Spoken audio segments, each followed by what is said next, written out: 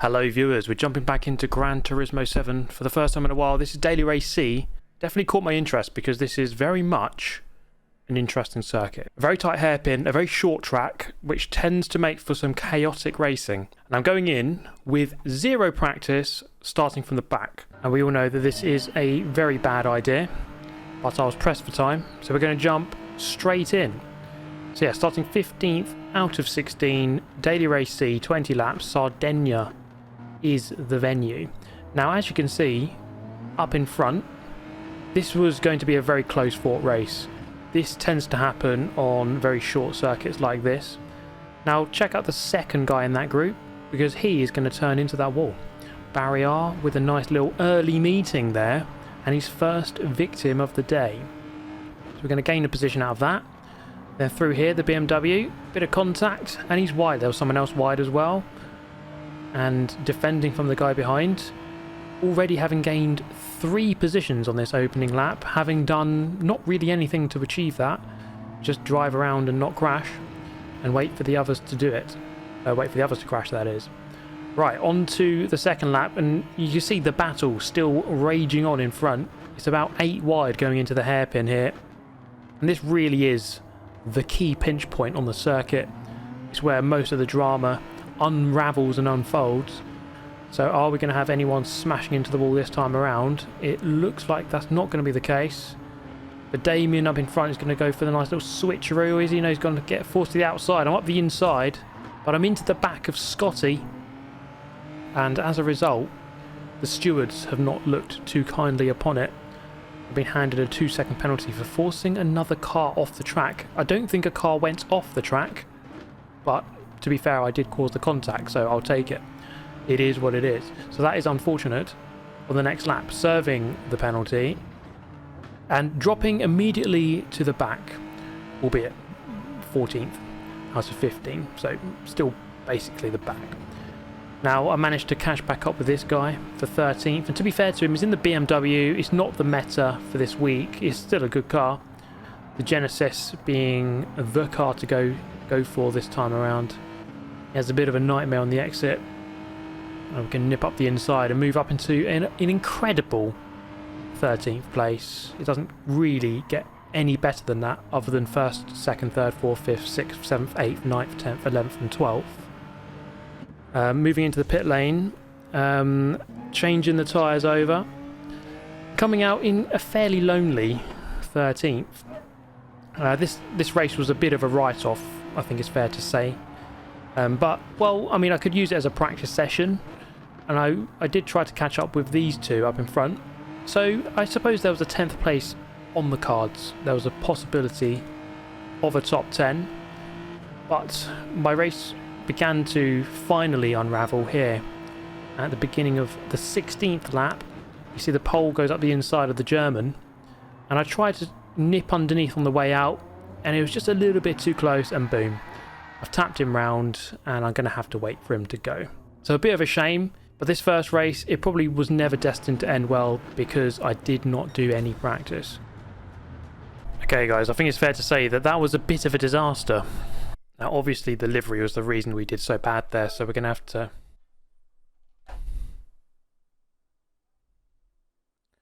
I was going to say we put on this new livery, but it's taken about 5 million years to load. Okay. Nice one, Gran Turismo. Thanks for that. Okay, this time we did it in like a second, but there we go.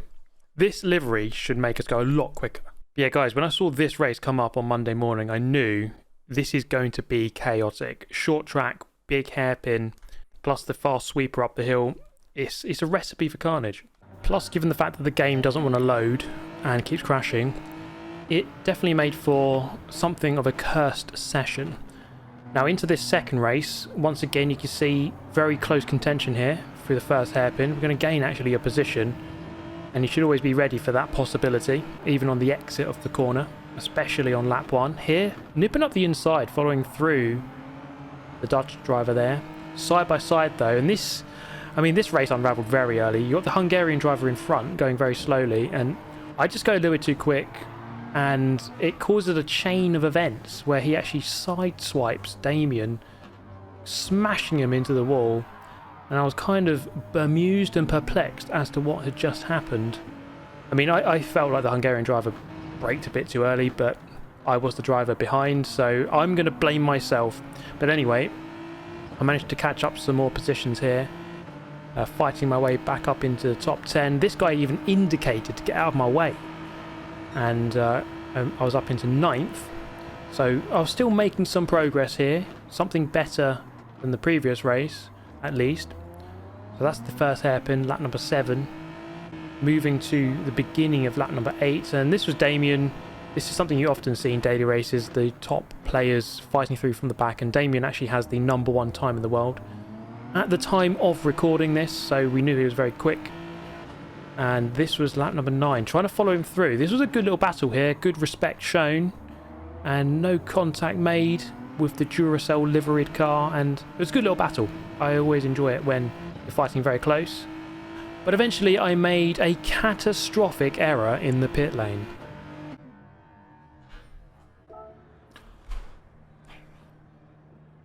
Oh my god, what am I doing? Why am I driving so bad? Oh my... Well, anything on the rain radar? No, it doesn't look like it's going to rain, guys. That's a shame. The inter strategy is not going to work. So I continued round, treating it as a practice session, but really all I was doing is make myself look very stupid by doing this line in front of Levicius, who was probably streaming, and you know, everyone saw that. So I decided, you know what? It's time to box the car. Let's not make a fool out of ourselves anymore.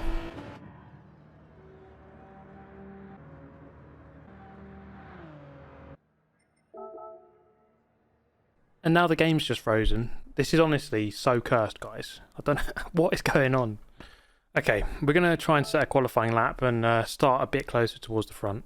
And my first qualifying lap was this one. It was a 51.5, but ideally we need to be getting a low 51. I had a couple more improvements. Let's take a look at this lap. Dipping into the pit lane exit to get a better angle on the way into the hairpin. It kind of gives you a better exit as well. This uphill chicane is very fast and fearsome. Does require a bit of bravery and precision to turn in at the right moment. This right-hander is flat out, but you do have to get it dead right. Braking just before the curb on the left. And this right-hander is all about just carrying the speed, getting off the brake and back onto the power as early as you reasonably can. And then this one is really easy to overdrive. It's really easy to brake too late for this. But you really have to line yourself up for a good exit, make the most of the camber through the turn, and make the most of the blue runoff on the exit. And then it's a run to the line. This lap is going to be a 51.1, which is a good lap, but I think I can go quicker if I do more laps.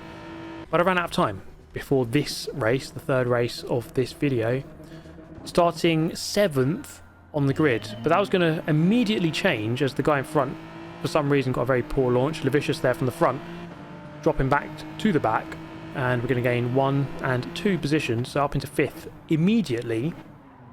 So that was a good good gain at the start of this race. So now we can try to fight our way towards the podium if at all possible.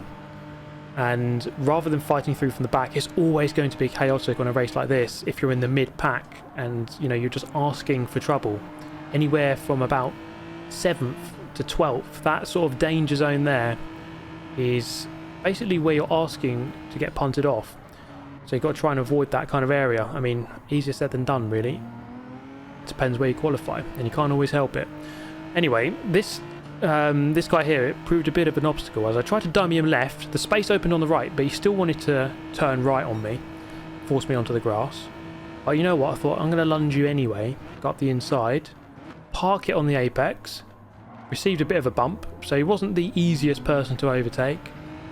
But we got the job done. Up into 4th, albeit now with a sizable gap to the 3 cars in front. About 1.5 seconds to try to catch up. And that's never going to be easy up against these 3 guys who are at the front. They're presumably very quick. They've qualified well. So they have the pace. And I'm on my own. I have no slipstream. So I'm going to have to try to, at least, main objective would be to pull away from this guy behind and not have to think defensively. And then we can turn our attention to the guys in front, try to churn out some quick laps and reduce this deficit. This was the situation on lap 11, so we've done our pit stop, and you can see the two guys in front beginning to fight side by side. So this is where the leader then managed to pull away. Luna using the Nissan GTR, interestingly, and doing a very good job of that. And you can see the result of these two fighting. I'm gaining quite quickly, and this is the closest I've been for the entirety of this race. And so I now finally have a chance of going for this podium. We do have to bear in mind that Damien behind is catching, but then I just do this, a really innocuous mistake, carrying too much speed into the final corner, and I was really frustrated by it, because I knew that, you see, the second place just begins to really pull away, and any solid chance of getting a second was gone in that moment.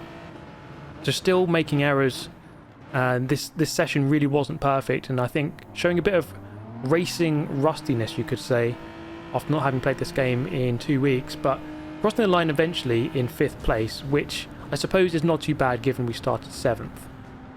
Not a completely incident-free race there, but P5, I think I'll have to take it. We can definitely do better though. And we're going to try and do better by improving our qualifying time. Now, a 51.1 is not too bad. It's a good time, but I was pretty sure that I could improve and get into the 50s, at least a 50.9. But this lap is very hard to put together. Even though it's a short lap, it's a very technical one, and it requires you to really be quite committed and brave, especially through this right-hander coming up. This is a very difficult corner. I think it's actually one of the most crucial ones.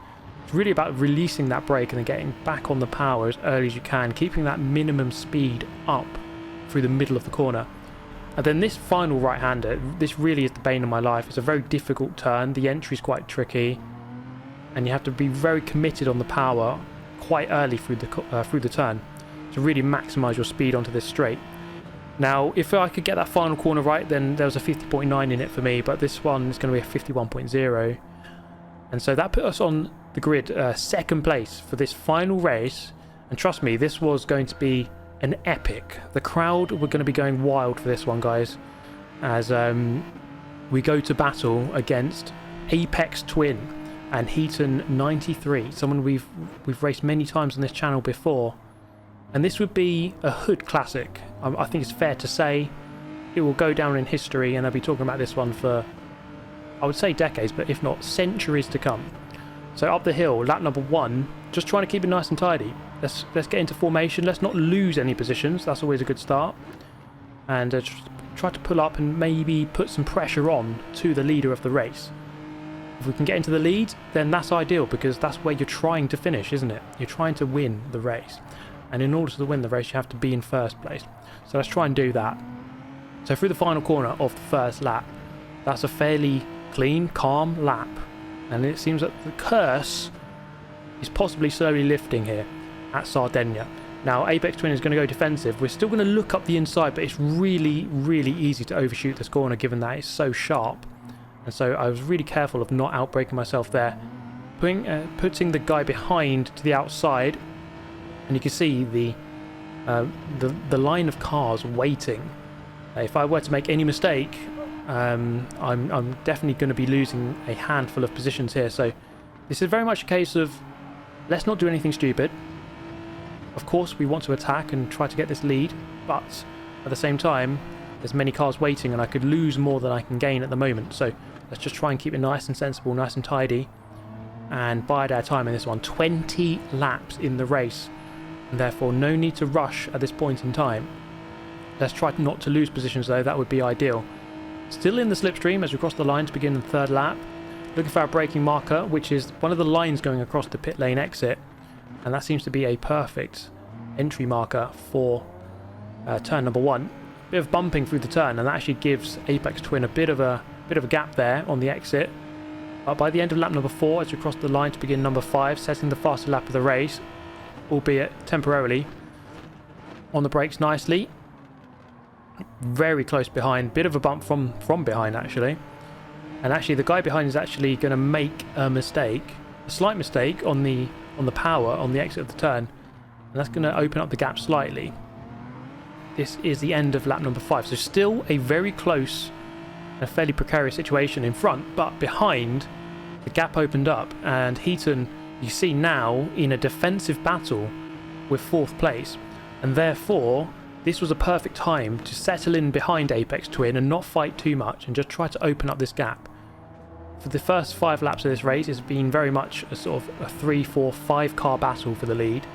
But now, with that gap opening up, it's going to be turning into a two horse race, which is ideal for us too. So I'm quite happy at the moment to sit behind, play the racecraft game, and open up this gap, and just do the fighting a little bit later on. There's no need to do it right now. So into turn number 1, lap number 7. Very close behind, but I was about to make a couple of mistakes here. You can see on the exit, there is a nasty bump on the exit of the hairpin, and it just caught me off guard a couple of times here. And you can see the gap beginning to open up as we enter the last couple of laps of this first stint. Making a bit of an error here through the fast right-hander. The gap opens up to about 0.8, 0.9 seconds, and this is the biggest it's been in the entire race. So the race just beginning to get away from me, just pushing a bit too hard, especially as we now have worn tyres. So you do have to mind that towards the end of the stint. And this is the end of my stint. End of lap number 9, I decided to come in and go for the undercut. Now, of course, this is a risk, given that we are going to come out in some traffic possibly, and we do. We have the Danish driver here, just in front. And he's about a second in front, but this could still pose an issue towards the latter end of this lap. But let's take a look. This lap really needs to be interruption free if we're going to have a chance of undercutting and going for the lead against the Irishman Apex Twin. But unfortunately for me, the Danish driver here makes a bit of a mistake, and I guess it must be Kevin Magnussen on his alt account. I mean, that's the only possibility here. That's the only person it can be, really. And on the exit, I mean, I got the undercut here against this guy, but there was definitely time lost. I would say a couple of attempts at least. So crossing the line, let's see where Apex Twin is going to come out, and there he is. The gap has increased to about a second, but to be fair, that's not much more than I thought it would be. So we're still definitely in with a shout, but I'm going to have to put in some fast and consistent laps to bring this gap back down, because at the start of lap 12 it was about 1.1, 1.2 seconds, and this was the biggest extent of the gap. Now through turn 1 I took it really cleanly there on lap number 12, lifting off the power at the right moment, back onto the power at the right moment as well. The gap came down by a couple of tenths, putting in a 51.4, and if you can get into the 51.4s, 0.3s and 0.2s during the race, then I think you're going quite quickly. Again, a nice turn 1. The gap comes down once again, so the race is just beginning to come back into my favour once more. Into this final corner, lap number 13, definitely taking this a lot better, and the gap comes down to half a second. So I'm well and truly within the slipstream range, and so we have battle commencing once more on the brakes, right up behind, trying to make sure we don't correct or oversteer too much on the exit there of turn number 1. This is lap number 14 now, so we're running out of laps here to try to get the job done, but we still have a good couple of chances. This track is quite good for overtaking, especially this hairpin. You can go to the inside, you can go to the outside. It's quite a wide track. Let's take a look here. He's going to put himself in the middle of the track, definitely a bit too far back to really send that. I think I would have overcooked it and he would have just old switcherooed me. There's not much point in really just sending an absolute dive bomb, which could just end your race really, especially if the gap increases too much, if you really get it wrong. So we're going to bide our time, try to increase the pressure and force him into an error, force him into a mistake, which he doesn't seem to be making. He's driven very consistently and calmly so far, doesn't seem to be phased at all by my presence and by my pressure. And part of the reason why was he was so good on the exit of that final corner. As you can see, the gap opened up on that crucial corner every lap, and I just couldn't quite get close enough where it really mattered into turn 1, which we're coming into now. So this guy he was driving very well. He was very good in the parts of the track where it was most important to be good, and I couldn't really do too much about it. But how about on this occasion? End of lap number 16. We are nearing the end of the race, and this is very close. This is as close as I've been so far. We're going to try one of the tricks we did earlier in the race, moving to the left to get the inside, to get him to open up the inside, and he does. At the last moment, we're going to dart over to the right, and I don't quite commit late enough in the brakes. I needed to be maybe 5-10 meters later, and I could have made that a move, but it wasn't to be on this occasion. But we are running out of attempts here. How about this lap? End of lap number 17. Can we get a good exit here? It's really about this exit, and he gets a bit of a moment. That is crucial here, because this is going to give me very good speed, very good impetus to try this move. And this one, I'm going to try something special. I'm going to keep him to the right hand side as long as possible, and then at the last moment dart out to the left and go around the outside and absolutely bamboozle him into a new dimension. And boom, it's done. The job is done, guys. And just like that, he turns right and has a meeting with Barrier.